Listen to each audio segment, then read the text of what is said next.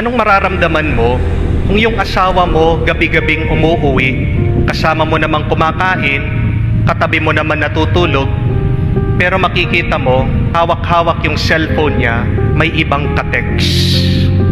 Hindi ba nakakalungkot? Hindi ba nakakagalit?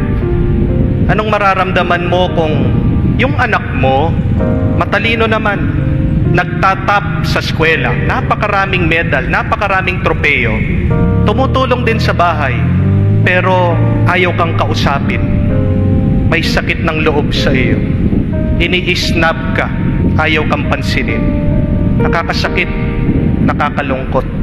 Ano din mararamdaman mo kung alam mo, kaibigan mo siya, pero nalaman mo, pag hindi ka nakaharap, pag wala ka, minamarites ka, chinichismis ka, ikaw pinag-uusapan.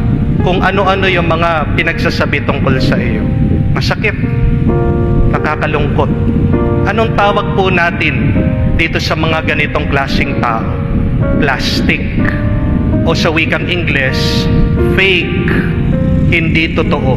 Kahit po ang ating Panginoon, meron din siyang tawag sa mga ganitong klaseng tao. Ang tawag niya, mga nagbabanal-banalan. Itong mga Pariseo, itong mga expert, marurunong sa batas. Ang pagsamba lang daw nila ay gamit ang bibig. Sa Ingles, lip service. Pero hindi totoo ang kanilang pagsamba. Bakit? Kasi malayo ang puso nila sa Diyos. Sino ang mga peke? Sino ang mga plastic? Yung wala silang puso. Puro lang sila muka. Puro lang sila pagwapo. Puro lang sila paganda. Puro lang sila salita, bibig. Pero wala yung puso nila. Ibig sabihin, walang kagandahang loob. Walang pagmamahal. Yun yung fake. Yun yung plastic. Kung tayo nagagalit tayo sa mga plastic, kung tayo nalulungkot tayo sa mga peke, mas ang Diyos, mas kinalulungkot ni Jesus ito. Di bali nang wag ka nang magsalita, basta't ang iyong puso ay malapit sa Diyos. Ang hinahanap ng Diyos, ang pinakikinggan niya, hindi naman yung kung ano yung lumalabas sa ating bibig, pero kung saan nang gagaling ito. Kung hindi ito nagmumula sa busilak nating kalooban, sa kalinisan ng ating mga puso, walang kwenta. Fake ka, plastic ka. Ang tanong, anong gagawin natin sa mga fake at plastic na tao ng ating buhay? Di natin maaalis yan. Palagi meron, nakapalibot sila sa atin. Sundin natin ang halimbawa ni Jesus. Meron siyang dalawang ginawa dito sa mga peke, dito sa mga plastic, dito sa mga hipokrito. Una, sinabi niyan diretsyo yung pagkakamali nila. Kung ayaw mo sa mga peke, ikaw dapat maging totoo ka. When others seem to be in disguise, show your true color. Kasi kung hindi mo sasabihin, kung hindi nila malalaman ang kanilang pagkakamali, paano sila magbabago? Paano nila maitutuwid yung kanilang pagkakamali? Huwag nating dadaanin sa Facebook. Ganyan naman kasi tayo ngayon papatama. Pero kung talagang concerned ka dito sa taong ito, kung talagang mahal mo siya, kung talagang kaibigan mo siya, di ba dapat lapitan mo siya, kausapin mo siya, buksan mo at gawin mong malinaw kung paano kanya sinaktan. Sabihin mo sa kanyang diretsyo yung kanyang kasalanan. Yan ang tunay na pagmamahal. Totoo.